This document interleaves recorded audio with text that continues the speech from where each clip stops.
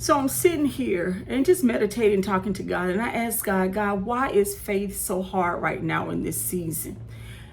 And God gave me a vision about why faith is hard and the breakthrough that's on the cusp right now for many believers.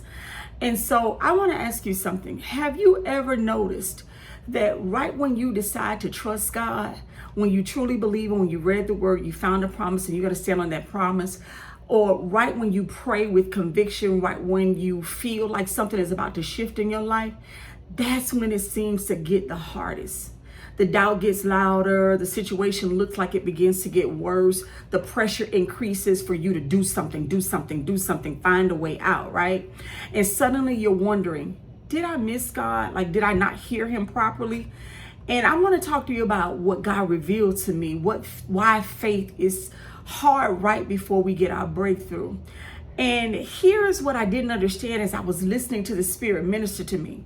And what God showed me is this: when you step into faith, you step out of control. You relinquish control. And so faith is the substance of things hoped for, the evidence of things not seen. And what God showed me is that when you begin to believe my word and you stand on the foundation of my word, that means you have fully surrendered control to me. And when you fully can surrender control to me, that means you are at the whim of however I want to do it. I'm going to bring the breakthrough. You just don't know how. See, you've already made up in your mind how I'm going to do it or how you feel I should do it. You've made in your mind all the pathways that the blessing should come, the breakthrough should come, the healing should come, the financial provision should come. I may not do it that way. And so when you step into faith, you have fully surrendered control. And your mind our mind likes control. At the end of the day, we like to be in control because we like to know if I do A, B is going to happen. Or if I do B, C is going to happen, right? Your emotions like the evidence of seeing how it's all going to work out. But faith removes the visible evidence. So which means I am now at the whim of however God is going to do it. I trust that he's going to do it. I don't know when. I don't know how. But I trust that he is. So right before we get our breakthrough, our brain will start scanning for danger. Man, God ain't showed up yet. I need to have an answer by noon today. Ooh, I need to take care of this by tomorrow. I got my doctor's appointment Friday. What are they going to say?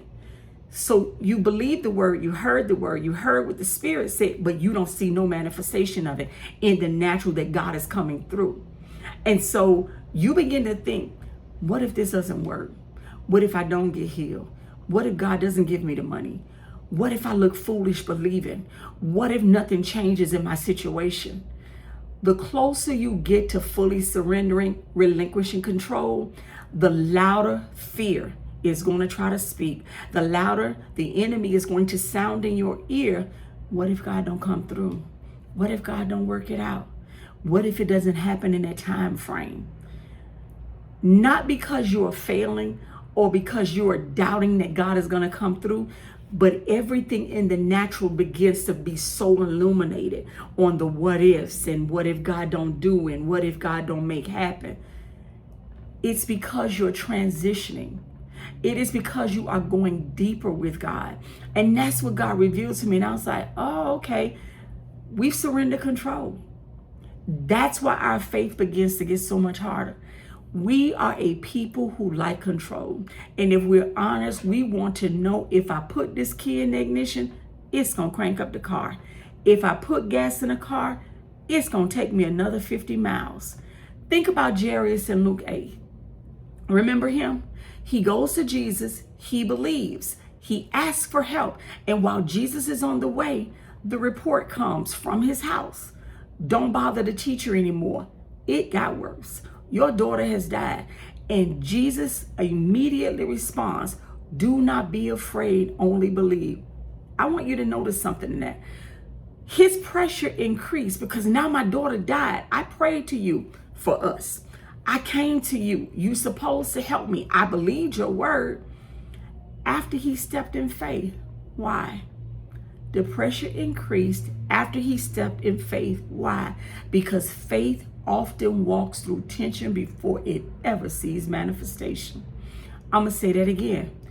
Faith often will walk through tension before it ever sees manifestation. That is the surrender. That is the trust. That is believing God in spite of what you see.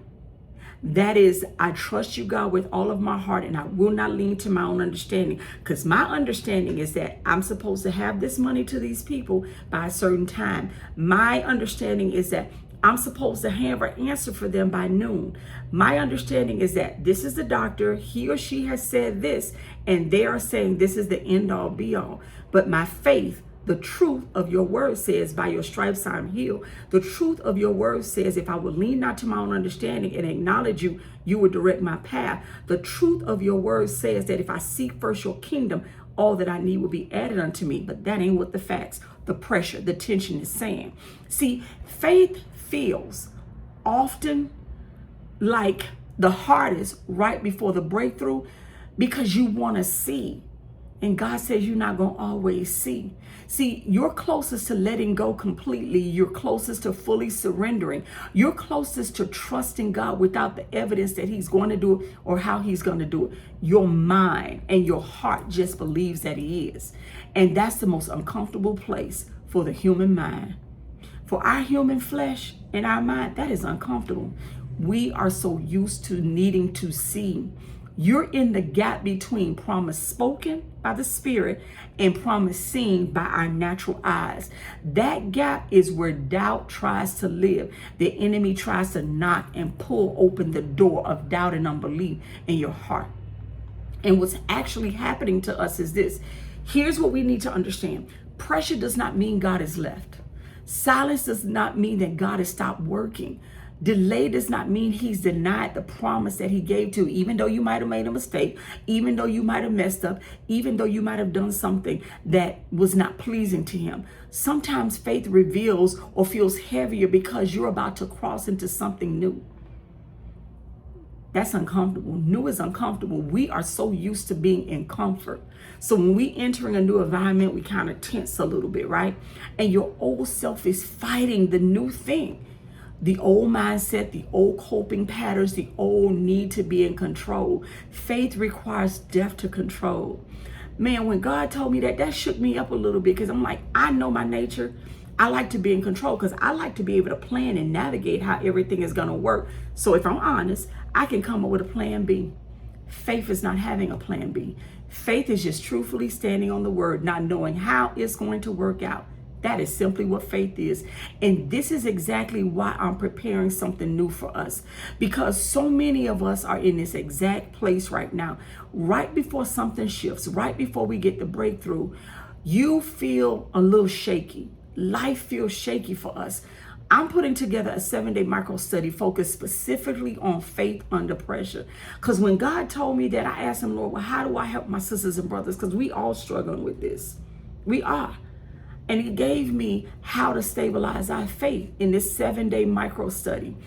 When it feels the hardest to believe, where you're going to walk through, we're going to walk through how it happens spiritually, how God manifests his breakthrough, his promises to us, how to steady your mind when it's under pressure, when it's under attack by the enemy. You know, the Bible tells us in Ephesians, put on the full armor of God that you're able to withstand the attacks in the evil day.